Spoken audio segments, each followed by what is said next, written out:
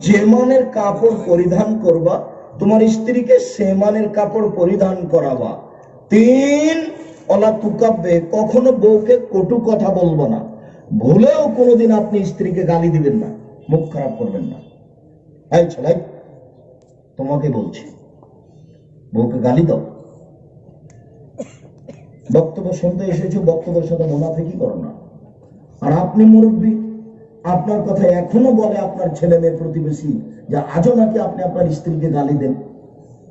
মুরব্বী মানুষ, ছেলে মেয়ে হয়ে গেছে, বউ বেটি এসেছে, স্ত্রীকে গালি দেন কেন? ধৈর্য ধারণ করে চুপ থাকতে পারেন না? ধৈর্যকে ঘোড়ার ডিম, ধৈর্য তো ঘোড়ার ডিম নয়, চুপ করে থাকতে হবে আপনাকে। আপনার স্ত্রী কিছু বলছে, বলতে দেন, মুখ খারাপ করবেন না, কখনো কটু কথা বলবেন না। বলবেন না কখনো তোমার রংটা কালো। একবার রং কালো বললে 10 বছর আপনাকে ভালোবাসবে না। বলবেন না তোমার ঠোঁটটা মোটা, এভাবে বলবেন না। একবার বললে মন ছোট হয়ে যাবে, 10 বছর ভালোবাসবে না। খালি বলবেন তুমি এত ভালো, তুমি এত সুন্দরী, তোমার মতো কোনো আমি মহিলাই দেখি না, তাহলে সারা রাত পার্টি বেঁধে প্রশংসা করেন, খুশি হয়ে যাবে। আপনি মহিলা মানুষকে চিনতেই পারলেন না। আল্লাহ তো তাকে আপনার সেবা করার জন্য সৃষ্টি করেছেন, গার্মেন্টসে চালানোর জন্য নয়, অফিস চালার জন্য নয়। আমি আব্দুর রাজ্জাক বিন ইউসুফ, আমার বিরুদ্ধে যতই কথা মানুষে বলুক আর করুক, আমি বলেছি নারীদেরকে সৃষ্টি করা হয়েছে বাচ্চা লালন পালনের জন্য, বাচ্চা উৎপাদনের জন্য। আমি বলেছি নারীকে সৃষ্টি করা হয়েছে স্বামী সেবা করার জন্য, স্বামীকে শান্তি তৃপ্তি দেওয়ার জন্য। আমি বলিনি, এই কথা আল্লাহ তাআলা বলেছেন। আমিন আয়াতিহান খালাকালাকুম মিন আনফুসিকুম আজওয়াজান লিতাসকুনু ইলাইহা। পৃথিবীর মানুষ, তোমাদের স্ত্রীদেরকে তোমাদের পাশ থেকেই সৃষ্টি করা হয়েছে তোমাদের শান্তি তৃপ্তির জন্য। খুলনা শহরে 10 তলা বিল্ডিং স্বর্ণ দিয়ে বানালেও শান্তি পাওয়া যাবে না স্ত্রী ছাড়া। সুন্দর করে খাট তৈরি করে, টাঙ্গাইল জেলার মতো খাট, যশোরের মতো খাট, যেই খাট রয়েছে ঢাকা জাদুঘরে রয়েছে, সেই খাটের মতো খাট বানিয়ে মখমল চাদর দিয়ে সাজালেও তৃপ্তি হবে না স্ত্রী ছাড়া। যশোরের এই খাটটা ঢাকা জাদুঘরে আছে, যার 4টা পায়ে, নিচের 2টা 4টা হলো বাঘ, মানে বাঘের উপরে পায়া সেট করা আছে। তারপরে ওই পায়াটা এত মোটা যে চারিদিকে 4টা মেয়ে, পায়ে 4টা মেয়ে। এবার শোয়ার জায়গাটাতে ওই পায়াতে ভিতর দিকে 4টা মেয়ে, ওই 4টে, ওরা একটা বাঘ, একটা ঘোড়া ধরে আছে হাতে। তার মানে ওই পায়ে, একটাই পায়া, নিচের অংশ বাঘ, তার পরের অংশ মহিলা বাহির দিকে মুখ, তার পরের অংশ মহিলা ভিতর দিকে মুখ। কত টাকা খরচ করে, কি পরিকল্পনা করে আল্লাহ ভালো জানে, সেটা ঢাকা জাদুঘরে আছে। তো বিছানা যতই ভালো হোক, আপনার স্ত্রী ছাড়া শান্তি তৃপ্তি হবে না, এ কথা আল্লাহ বলেন। আপনি তাকে কেমনে কটু কথা বলেন, গালি দেওয়ার পরে সেখানে কেমনে শান্তি তৃপ্তি হতে পারে? 5 ওলা তাতরুকা ইল্লা ফিল বাইতে, স্ত্রীকে নিজের বাড়ি ছাড়া কোথাও থাকতে দিও না। ও খালার বাড়ি যেতে পাবে না, ও নানির বাড়ি যেতে পাবে না, ও মামার বাড়ি যেতে পাবে না, ও মায়ের বাড়ি যেতে পাবে না। জরুরি কারণে যদি মায়ের বাড়ি যায়, তাহলে আপনাকেও সাথে যেতে হবে। বিবাহের বাড়ি যেতে দিবেন না, বিবাহের বাড়িতে গেলে স্বামীর সংখ্যা বেশি হয়ে যাবে। সাবধান, বিবাহের বাড়ি নেই, ভাই হোক, নানা হোক, খালো হোক, ফুফু হোক, ফাতে হোক, সজগ হোক, দেবর হোক, ভাসুর হোক, বিবাহের বাড়ি যেতে পারবে না। আর এক জায়গাতে সামনাসামনি বসে খাওয়া তো কাপুরুষের পরিচয়। আপনার স্ত্রী যায় নাকি এরকম বাড়িতে দাওয়াত খেতে? তো এখানে বক্তব্য শুনতে এসেছেন কেন? এত কাঁচা পুরুষের সামনে আমার কয়দিন বক্তব্য দিল? আমাদের স্ত্রী যদি রাস্তাঘাটে চলে, কোন জায়গায় যদি কোনো পুরুষের গায়ে একটু ঠেকে যায়, তো অজ্ঞান হয়ে যাবে। আল্লাহুস সামাদ, একই কথা শুনেন। জরুরি প্রয়োজন, দুর্ঘটনা ছাড়া আপনার স্ত্রী বাড়ি থেকে বের হতে পারবেন, এটা রাসূলের আদেশ, এটা আল্লাহর আদেশ। তাকে দেশ পরিচালনার জন্য সৃষ্টি করা হয়নি, তাকে হাকিম হিসাবে ফয়সালা করতে হবে, জজ হিসাবে, এই জন্য তাকে সৃষ্টি করা হয়নি। ওকে ম্যাজিস্ট্রেট হতে হবে, ডিসি হতে হবে এই জন্য সৃষ্টি করা হয়নি। ওকে গার্মেন্টসে থাকতে হবে এই জন্য তাকে সৃষ্টি করা হয়নি। ওকে হেডমাস্টার হতে হবে, চেয়ারম্যান মেম্বার হতে হবে, চেয়ারম্যান মেম্বার এমপি মন্ত্রী হবে, আর যাকে তাকে বলবে ভাইয়া আসো বসো, ভাইয়া আসো চা খা বসো। আর স্বামীকে বলে এই কথা, ওকে বলতে আসো ভাইয়া বসো। ওর শরম নাই, ওর বাপের নাই, ওর জাতির নাই, ওর স্বামীর নাই, সবাই মিলে বেঁচে খেয়েছে। সম্মানিত দিনী ভাই বোন, জরুরি প্রয়োজন ছাড়া বাড়ি ত্যাগ করতে পারে না। তাই তো রাসূল সাল্লাল্লাহু আলাইহি ওয়াসাল্লাম বলেছেন, চারটে জিনিস আছে যার সুখময় জীবন তার। চারটে জিনিস আছে যার সুখময় জীবন তার। এক, আল মারাতু সালেহা, ভালো স্ত্রী। দুই, আল জারু সালেহ, ভালো প্রতিবেশী। তিন, আল মারকাউল হন, একটা ভালো গাড়ি। চার, আল বাইতুল রাস, একটা প্রশস্ত ঘর। অন্তত মেহমান বসে এই ঘরটা বড় হতে হবে, যেখানে 4 জন 5 জন 10 জন মিলে বসে খেতে পারবে। আর ভুলেও কোনোদিন 150 চাল রান্না করবেন না। সবাইকে বলেছি, মায়ের স্বভাবে ফিরে যেতে হবে বউকে। আপনার স্ত্রীকে কার স্বভাবে ফিরে যেতে হবে? আপনার মায়ের স্বভাবে। আপনার মা 16 জন মানুষের ভাত রান্না করতো, তবু ঢেঁকিতে ধান ভেঙে, কোনো সমস্যা হয়নি। আপনারা ছিলেন 10 ভাই বোন, বাড়িতে ছিল 2 জন কিষান কামলা, আর আপনার বাপ মসজিদ থেকে ফকির ধরে আনতো, এলো দুই, আর আপনার বাপ 16 জন মানুষের খাওয়া রেডি করতো। আপনার মা ঢেঁকিতে ধান ভেঙে, কোনোদিন সমস্যা হয়নি। এখন আপনার স্ত্রী যেখানে শুয়ে থাকে সেখানে ফ্রিজ আছে, সবকিছু রেডি আছে। 10টার সময় মেহমান বাড়িতে নিয়ে গেছেন, আপনার স্ত্রীকে বলতে নাক সিটকিয়ে দাও, হ্যাঁ তুমি রাতে মেহমান নিয়ে এসেছো। একদিনের ধমকে আরেকদিন মসজিদ থেকে বের হচ্ছিলেন, দেখছিলেন ওই দিকে 2টা লোক বসে আছে, ভয়ে বলেননি যে আপনারা কে, আপনারা খেয়েছেন কি? এই কথা বলতে পারবেন না কেন? সেদিন যে। আর স্ত্রী যদি বলে দেয় যে মেহমান তুমি যাকে পাবে নিয়ে আসবা, মসজিদে দেখে খবর ছেড়ে আসবে না। শোনেন আর একটা কথা, এই ছেলে তোমার মাকে বলে দিও, আম্মা যখন আব্বা বাড়ি থেকে বের হবে, যখন আমরা বাড়ি থেকে বের হব, তখন করিও তো আম্মা, 50 টাকা 100 টাকা 5 টাকা 10 টাকা খুচরা আমাদের ব্যাগে দিয়ে দেবেন। ফকির আছে আমাদের কাছে চাই, তখন খালি বলি মাফ করেন। তো সারা জীবন খালি যদি মাফ করতেই বসবো তো দিব কখন? আর আমি তো আর কোনোদিনও তার অপরাধও করিনি, খালি বলি মাফ করেন। আমি তার কি অপরাধ করেছি মা আম্মা যে খালি ওকে বলবো যে মাফ করেন মাফ করেন মাফ করেন? আমি তো তার জন্য অন্যায় করিনি আম্মা। আপনি আমার কাছে কিছু খুচরা টাকা দেন না কেন? আপনার স্ত্রীকে বলে দিবেন স্বভাব এরকমই হতে হবে। আপনার কাছে খুচরা টাকা না দিয়ে যেন আপনাকে বাড়ি থেকে বের না করে।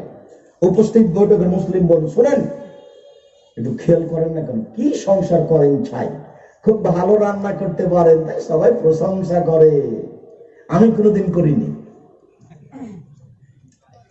আমার খাওয়াতে এত সুন্দর না। আমার খাওয়া হলো ডাল আর আলু ভাজি, এটা আমার কাছে প্রিয়, না আলু ভর্তা, এটাই পছন্দ। তো আমার তো অত কিছু লাগে না। কেন করেছেন? 16 প্রকার ভর্তা করেছে আর 32 প্রকার তরকারি। আব্দুল রাজ্জাক সাহেব আসবেন তাই এত প্রস্তুতি না, এগুলো লাগবে না। স্বামী যখন বাড়ি থেকে বের হবে তখন 50টা 100টা টাকা খুচরা দিয়ে দেবেন। আজ থেকে ওয়াদা করে নেন এইভাবে বাড়ি থেকে বের হবো যাতে করে কোনো ফকিরকে ফিরিয়ে দিতে না। গাড়িটা থেমেছে, একটা ফকির আসছে, এখন তো আর গ্রামে যায় না, সব ফকির শহরে চলে গেছে। খুলনা শহরে গেছেন, দেখছেন কত ফকির বাড়িতে সারাদিন বসে আছেন, একটা ফকির পান না, তো কিছু দান করতে হবে না? তো 50 টাকা 100 টাকা নিয়ে যান, যত আসছে তাকে 5 টাকা 10 টাকা স্বভাব পরিবর্তন করেন। সম্মানিত দিনী ভাই বোন, আপনার জন্য 5টা জরুরি পুরুষ হিসাবে এই 5টা পালন করবেন, সংসার সুন্দর হয়ে যাবে। 1, যে মানের খাচ্ছেন সে মানের খাওয়াবেন। 2, যে মানের পড়ছেন সে মানের পড়াবেন। 3, কটু কথা বলবেন না। 4, মুখের উপর মারবেন না। 5, নিজের বাড়ি ছাড়া কোথাও যেতে দিবেন না, কোথাও থাকতে দিবেন না। গেলে সাথে যাবেন, দুর্ঘটনা ছাড়া বাড়ির বাইরে যেতে পারে না। এটাই আল্লাহর আদেশ, এটাই রাসূলের আদেশ। মহান আল্লাহ বলেন, ইয়ামহাকুল্লাহুর রিবা ইউরবিস সাদাকাত, নিশ্চয় সুদ মানুষের পয়সাকে কমিয়ে দেয়, দান মানুষের টাকাকে বেশি করে দেয়। সুদ খেলে মানুষ ভিক্ষুক হবে, এ কথাই চূড়ান্ত কাউকে বলা লাগবে না। যদি মানুষ কিস্তিতে টাকা উঠায়, একদিন তার বাড়ি ছেড়ে তাকে চলে যেতে হবে, বাড়িটাও নিয়ে নিবে, যারা যাদের কাছ থেকে কিস্তি তুলেছে। যদি মানুষ সুদ খায় তাহলে সারা পৃথিবীর কয়েকটা দেশে টাকা চলে যাবে, বাকি দেশগুলি ভিক্ষুক নিঃস্ব হয়ে যাবে। এ কথাই ঠিক। আল্লাহ তাআলা যা বলেছেন, ইয়ামহাকুল্লাহুর রিবা ওয়া ইরবিস সাদাকাত, নিশ্চয় সুদ মানুষের টাকাকে কমিয়ে দেয়, দান মানুষের টাকাকে বেশি করে দেয়। সুদ একটা ভয়াবহ জিনিস, সুদ একটা ধ্বংসাত্মক জিনিস। সম্মানিত দ্বীনী ভাই বোন, যেসব পাপের কারণে মানুষের জাহান্নাম ঘোষণা হয়েছে তার একটি ঘোষণা হচ্ছে সুদ। সুদের পাপের ভাষ্যগুলি, সুদের পাপের বক্তব্যগুলি, সুদের পাপের কথাগুলি যত কঠিন, যত ভয়াবহ, আর কোন শব্দ, আর কোন পাপের শব্দ এত কঠিন, এত ভয়াবহ নয়। আব্দুল্লাহ হানজাল আল গাসির রাদিয়াল্লাহু তাআলা আনহু বলেন, রাসূল সাল্লাল্লাহু আলাইহি ওয়াসাল্লাম বলেছেন, মায়াকুল দিরহাম রিবা ইয়ালাম আসাদ মিন সিত্তাতি ওয়া সালাসিনা জিনিয়া। কেউ যদি জেনে শুনে 1 টাকা সুদ খায়, 36 বার জেনা করে যত পাপ হবে, 1 টাকা সুদ খেলে তার চেয়ে বেশি পাপ হবে।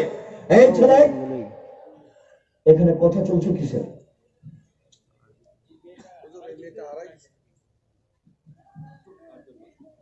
চুপচাপ কিছু করার চেষ্টা করবেন। আর আপনারা আমাকে ব্যস্ততা দেখাবেন না, আমার অনেক পথ আছে, আমি কিছুক্ষণের মধ্যেই বক্তব্য শেষ করব। অতএব আপনি আমাকে দয়া করে কোনো কাজ দেখায়েন না। একবারে পাথরের মতো বসে থাকবেন, পাখি যেন মনে করে পাথর। মুখ বন্ধ করে থাকবেন, গল্প তো একটু পরে হবেই। এখন কোন শর্মে গল্প হচ্ছে, একটু পরে তো হবেই, একটু পরে কেউ নিষেধ করবে না।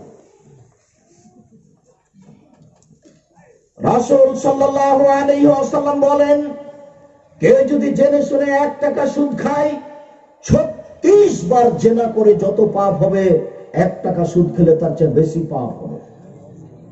পাপের জগতে সবচেয়ে ঘৃণিত পাপ জেনা। পাপের জগতে সবচেয়ে ঘৃণিত পাপ জেনা।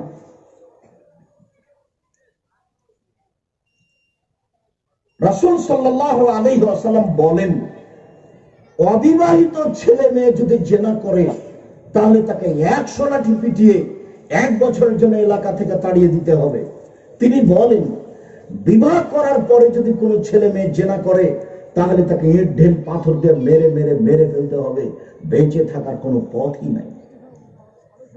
পৃথিবীতে এমন কোনো পথ নেই বিবাহ করার পরে জেনা হয়ে গেলে তাকে বাঁচানো যেতে পারে। পৃথিবীতে এমন কোনো পথ নেই বিবাহ করার পরে যদি জেনায় লিপ্ত হয় তাহলে তাকে বাঁচানো যেতে পারে, এরকম পথ পৃথিবীতে নেই। বিবাহ করার পরে যদি কেউ জেনায় লিপ্ত হয় আর তাকে যদি বাঁচাতে হয় তাহলে মুহাম্মদ সাল্লাল্লাহু আলাইহি ওয়াসাল্লামকে আবার আসতে হবে পৃথিবীতে, আবার এসে বলতে হবে, পৃথিবীর মানুষ শোনো, আমি মুহাম্মদ সাল্লাল্লাহু আলাইহি ওয়াসাল্লাম বলছি, বিবাহ করার পরে যদি কোনো ছেলে মেয়ে পুরুষ নারী জেনা করে তাহলে তাকে হত্যা করতে হবে না, আমি ঘোষণা দিলাম। যেহেতু মুহাম্মদ সাল্লাল্লাহু আলাইহি ওয়াসাল্লাম কিয়ামত পর্যন্ত আর কোনোদিন আসবেন না, অতএব বিবাহ করার পরে জেনায় লিপ্ত হলে বেঁচে থাকার পথ আর কোনোদিন কিয়ামত পর্যন্ত বের হবে না। তাহলে কত বড় মহাপাপ! এই পাপের কথা আল্লাহ রাসূল বলছেন, 1 টাকা সুদ খেলে 36 বার জেনা করে যত পাপ হবে, 1 টাকা সুদ খেলে তার চেয়ে বেশি পাপ। নাউযুবিল্লাহ মিন যালিক। জেনার পাপ করে নিরাশা হবেন না, আল্লাহর সাথে জড়িত পাপ। আজ থেকে কান্নাকাটি শুরু করতে হবে, ক্ষমা হবে ইনশাআল্লাহ। বিচার তো এদেশের মাটিতে হবে না, ক্ষমার অপেক্ষায় থেকে যেতে হবে। মুসা আলাইহিস সালাম 1 থাপ্পড় দিয়ে একটা লোককে হত্যা করেছিলেন, ওই দোয়া ঘন ঘন ব্যবহার করতে হবে। রব্বি ইন্নী যালামতু নাফসি ফাগফিরলি, হে আমার প্রতিপালক, আমি অশ্লীল কাজ করে অন্যায় করেছি, তুমি আমাকে ক্ষমা করো। আস্তাগফিরুল্লাহ ওয়া আতুবু ইলাইহি, আস্তাগফিরুল্লাহাল্লাযী লা ইলাহা ইল্লা হুয়াল হাইয়ুল কাইয়্যুম ওয়া আতুবু ইলাইহি, রব্বি ইগফিরলি ওয়া তুব আলাইহি ইন্নাকা আনতাত তাওয়াবুর গফুর। তুমি আমাকে ক্ষমা করো, তুমি বড় ক্ষমাশীল, তুমি বড় তওবা কবুলকারী। আমি তোমাকে বিশ্বাস করে বলছি, আস্তাগফিরুল্লাহ ওয়া আতুবু ইলাইহি, তোমার কাছে ক্ষমা ভিক্ষা চাই, আমি তোমার কাছে ফিরে যেতে চাই। আল্লাহুম্মা আনতা রাব্বি লা ইলাহা ইল্লা আনতা খালাকতানি ওয়া আনা আবদুকা ওয়া আলা আহদিকা ওয়া আদিকা মাসতাতাতু আউযু বিকা মিন শাররি মা সানাতু আবু লাকা বিনিয়ামাতিকা আলাইয়া ওয়া আবু বিযামবি ফাগফিরলি ফাইন্নাহু লা ইয়াগফিরু যুনুবা ইল্লা আনতা। এটা হচ্ছে ক্ষমা চাওয়ার সর্দার। যত পথ আছে ক্ষমা চাওয়ার, তার সবচেয়ে জরুরি পথ হলো, গুরুত্বপূর্ণ পথ হলো এটা। তাই আমি বলেছি একজন যুবককে 24 ঘন্টার মধ্যে এই দোয়া মুখস্থ করতে হবে, আর মুরব্বীকে বলেছি 7 দিনের মধ্যে এই দোয়া মুখস্থ করতে হবে। এর নাম সাইবুল ইস্তিগফার, ক্ষমা চাওয়ার সর্দার। সম্মানিত দিনী ভাই বোন, রাসূল সাল্লাল্লাহু আলাইহি ওয়াসাল্লাম বলেন, আর রেবা সাবুনা জুজান আইসা রহান করাজুল উম্মাহু, সুদের পাপের 17টি ভাগ রয়েছে। ছোট ভাগ হলো মার সাথে জেনা করলে যেমন পাপ হয়। সুদের পাপের 70টি ভাগ রয়েছে, ছোট থেকে বড়, বড় থেকে ছোট, ছোট থেকে বড়, বড় থেকে ছোট। এর 70টি ভাগের সবচেয়ে ছোট ভাগ হলো মার সাথে জেনা করলে যেমন পাপ হয়। ছি ছি ছি ছি ছি ছি ছি। মানুষকে আর মার সাথে জেনা করে, দেখেছি তার ভাষা, দেখেছি তার গতি। শিরক করলে সবচেয়ে বড় পাপ হয়, তবু ভাষা এরকম নয়। বাপ মায়ের অবাধ্য চললে দ্বিতীয় মহাপাপ হয়, তবু ভাষা এরকম নয়। মিথ্যা সাক্ষী দিলে মহাপাপ হয়, তবু ভাষা এরকম নয়। হাজারো লোক খুলনা জেলে আজও আছে 20 বছর থেকে, ও নিজেই জানে না আমি কেন জেলে। মিথ্যা সাক্ষীর কারণে জেলে গেছে।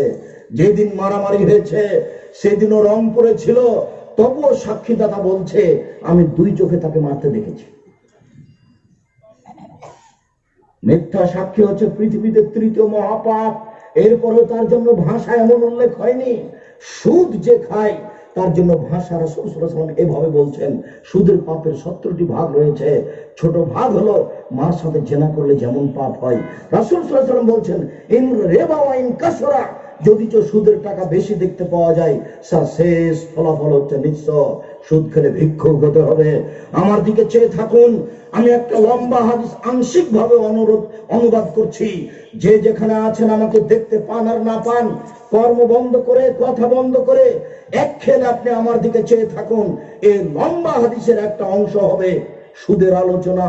এই লম্বা হাদিসের একটা অংশ হবে সুদের আলোচনা। আমার দিকে চেয়ে থাকুন।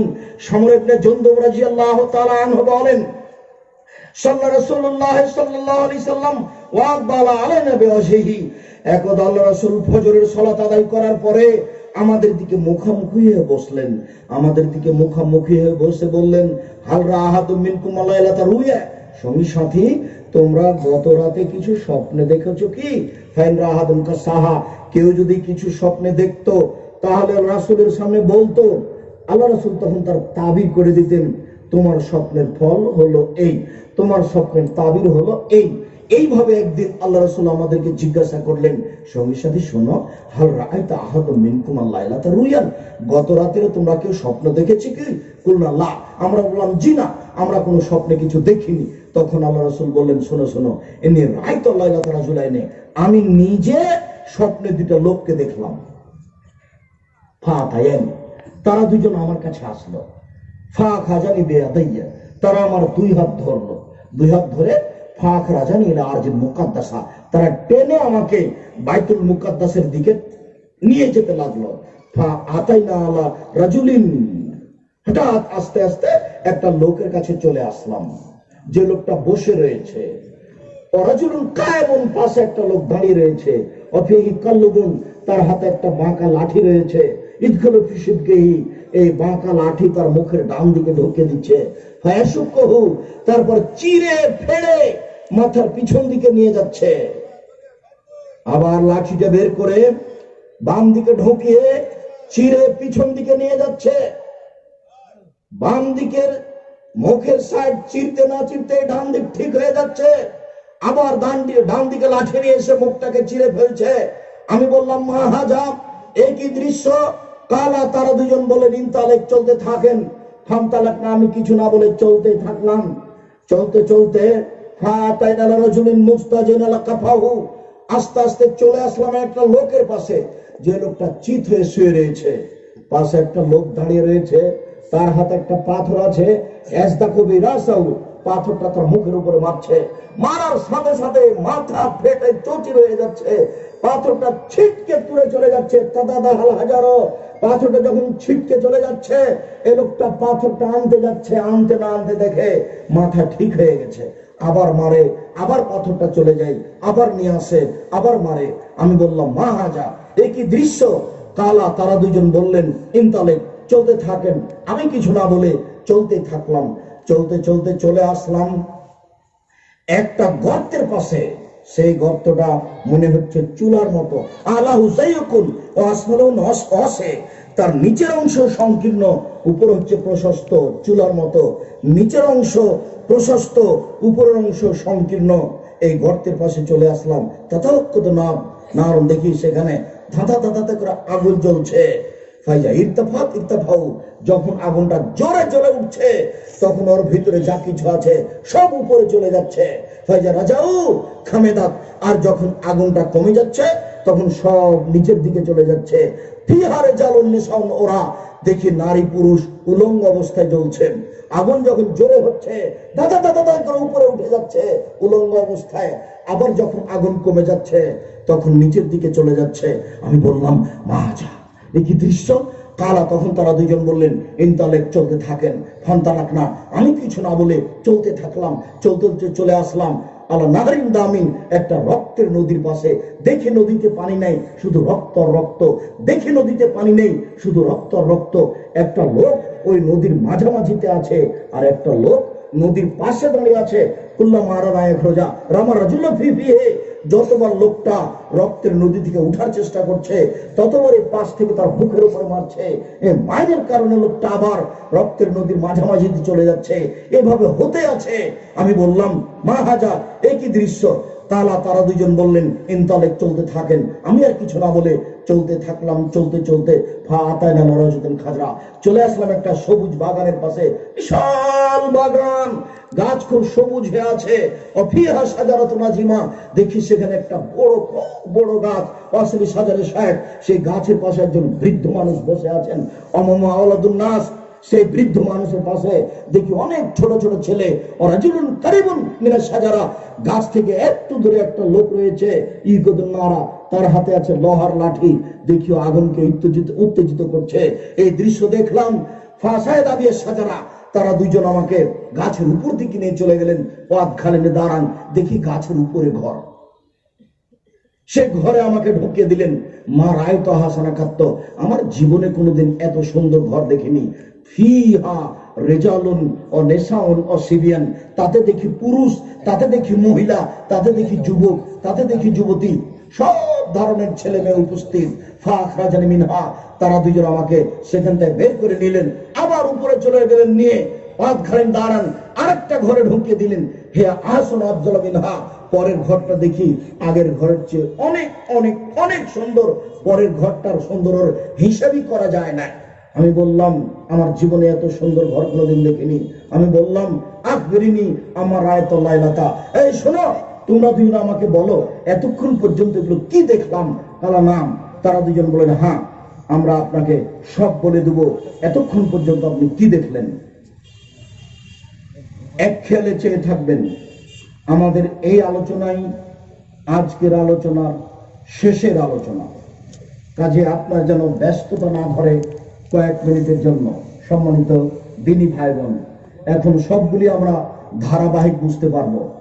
ওই যে আপনি প্রথমে দেখলেন একটা লোকের মুখকে লোহার বাঁকা লাঠি দিয়ে চিরে ফেলা হচ্ছে, ও হচ্ছে কাযযাব, মিথ্যা কথা বলতো। জীবনে কোনোদিন মিথ্যা কথা বলবেন না। সামান্য ব্যাপারে সুলিও হবে না, ফাঁসিও হবে না। সত্য কথা বললে সুলিও হবে না, ফাঁসিও হবে না। দুই, ওই যে দেখলেন যার মাথাকে ভেঙে চৌচির করে দেওয়া হচ্ছে, ও হচ্ছে আলেম মানুষ, জানা অনুপাতে আমল করতো না। তারপরে দেখলেন উলঙ্গ অবস্থায় আগুনে ধাঁধা ধাঁধা করে জ্বলছে, ও হচ্ছে ব্যভিচারণী। যারা জেনায় লিপ্ত হচ্ছে তাদের অবস্থা হবে এই, উলঙ্গ অবস্থায় জমা লেগে থাকবে যার সাথে জেনা হচ্ছে। তওবা করে দ্রুত আল্লাহর কাছে ক্ষমা চেয়ে নেন। আস্তাগফিরুল্লাহ ওয়া আতুবু ইলাইহি, আল্লাহ ক্ষমা করার জন্য আছেন। খুব অপমান অবস্থা ঘুরে আসছে, ফুলে ফেপে বিশাল বিশাল আকৃতি হয়ে যাবে, দুর্গন্ধে কেউ টিকতে পারবে না, তার নাম জেনা, বেঁচে থাকুন।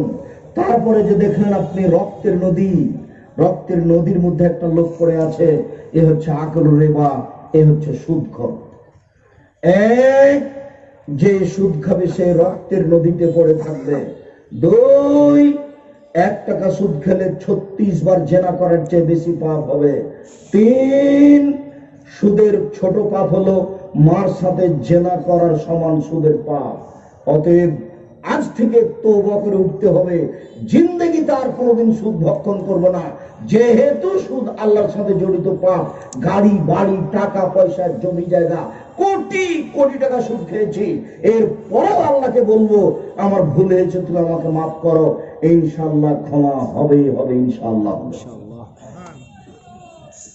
আর আপনি যে দেখলেন বিশাল একটা বাগান, বড় একটা গাছ, গাছের পাশে একটা বৃদ্ধ মানুষ বসে আছেন, ইনি হচ্ছেন ইব্রাহিম আলাইহিস সালাম।